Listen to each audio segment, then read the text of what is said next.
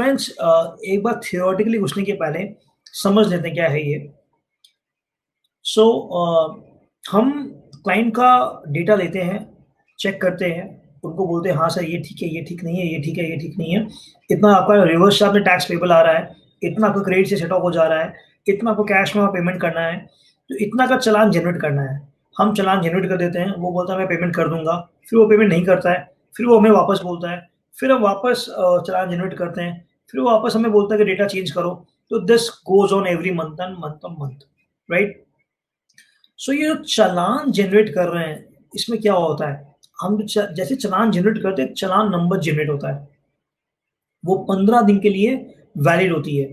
अगर वो 15 डेज में पेमेंट नहीं करता तो चालान एक्सपायर्स, हमें वापस नया चालान जनरेट करना पड़ता है। वो चालान अगर वो पे ऑफ कर देता है तो उसके कैश लेजर में पैसा आता है। Cash ledger is nothing a bank account in with GST, तो उसके कैश लेजर में पैसा आता है। बहुत सारे क्लाइंट बोलते हैं सर हमने पेमेंट तो कर दिया पर हमने रिटर्न नहीं भरा, हमारा इंटरेस्ट लगना नहीं चाहिए। सर डिस्पाइट आपका बैंक अकाउंट से पैसा कट गया है, गवर्नमेंट ने उस पैसे पे अपना हक नहीं जमाया, इसलिए वो आपसे इंटरेस्ट जरूर लेगा, राइट। तो आप कैश लेजर में पैसा जमा कर दो, बट आपको जब तक आप रिटर्न नहीं भरोगे, जब तक आप लाइबिलिटी सेट ऑफ नहीं करोगे, आपकी इंटरेस्ट की मीटर चालू रहेगी। And next is TDS and TCS. ये कंसेप्ट है, आस्था से समझते हैं। फर्स्ट टीडीएस, आपने गवर्नमेंट एंटिटी या गवर्नमेंट बॉडी को माल बेचा या सर्विस बेचा, गवर्नमेंट बॉडी या एंटिटी जब आपको पेमेंट करेगी, वो आपका 2% काट के पेमेंट करेगी, 2% काट के पेमेंट करेगी, 1% सीजीएसटी, 1% एसजीएसटी। ये वो आपको, वो जब टीडीएस का रिटर्न भरेगी तो वो आपको दे देगी, आपको जाके वो एक्सेप्ट करना पड़ेगा टीडीएस का और टीसीएस को, तब जाके वो आपके कैश लेजर में आ जाएगा and then you can use it through there. Parallelly TCS, अगर आप कोई माल बिक्री कर रहे हो थ्रू ई कॉमर्स ऑपरेटर, वो ई कॉमर्स ऑपरेटर जब आपको पैसा वापस करेगा, जो भी वो कलेक्ट किया आपके बिहाफ में, वो अगेन 2% काटेगा। सिमिलरली वो आपको एक्सेप्ट करना पड़ेगा एंड वो आपके लेजर में आ जाएगा, इलेक्ट्रॉनिक कैश लेजर में आ जाएगा, right. So they are 3 ledgers: electronic liability ledger, electronic cash ledger, electronic credit ledger. So let's discuss now. Okay, so for supply of interstate or intrastate, CGST, SGST, IGST account of CGST is central government account, SGST is a concerned state government account, and IGST is a component of both CGST and IGST. TDS and TCS we discussed. Additionally, wherever applicable, interest, penalty, fees, and any other payment वो भी रहेगा.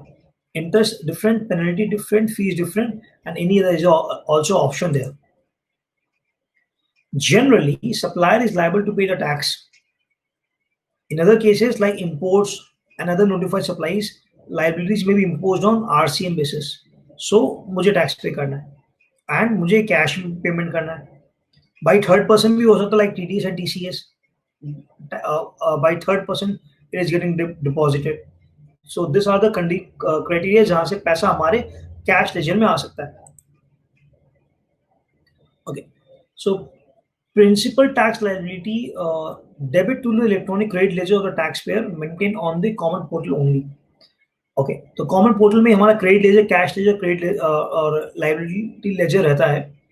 There is a judgement which is said कि spot में officer ने उनको पकड़ा, calculate किया और बोला कि मुझे टैक्स दो, तो इट इज सेड कि नहीं नहीं, मैं आपको टैक्स दे नहीं सकता, I have to go online, I have to pay, I cannot give you the amount in cash, right? तो टैक्स का अमाउंट वो मांग रहे थे। I said आप माल कन्फिस्केट कर लिए, जो भी कर लियो, मुझे जो भी करना है वो पोर्टल में करना है। There is no other option. There is no other option.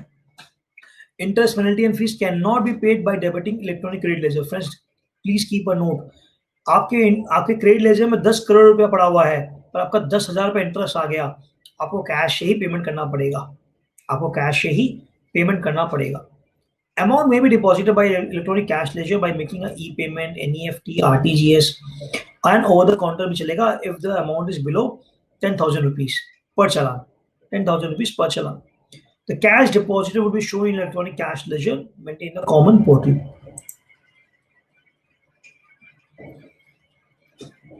Okay, electronic credit laser के बारे में बात करते हैं। ITC balance uploaded through GSTR ट्रान 1 shall be created in the credit ledger. ITC would be of stock of inputs, semi-finished finished goods on the relevant date from which taxpayer become liable. ITC on inward supplies of registered taxpayers. Friends, now I'm connecting everything what we discuss in accounts and records with the credit ledger. Credit ledger में आपका वो credit आया होगा, उसका accounts and records आप maintain किए होंगे, right. ITC distributed from ISD, अगर आपका कोई आईएसडी रजिस्ट्रेशन लिया हुआ है कहीं और, वो आपको आईटीसी डिस्ट्रीब्यूट कर रहा है, तो वो आपके अकाउंट में आएगा। Permissible ITC on stock held upon conversion from composition scheme, अगर मैं कंपोजिशन से रेगुलर में आया हूँ तो मेरे पास जो स्टॉक है उससे क्रेडिट मैं ले सकता हूँ, तो क्रेडिट लेजर में आएगा।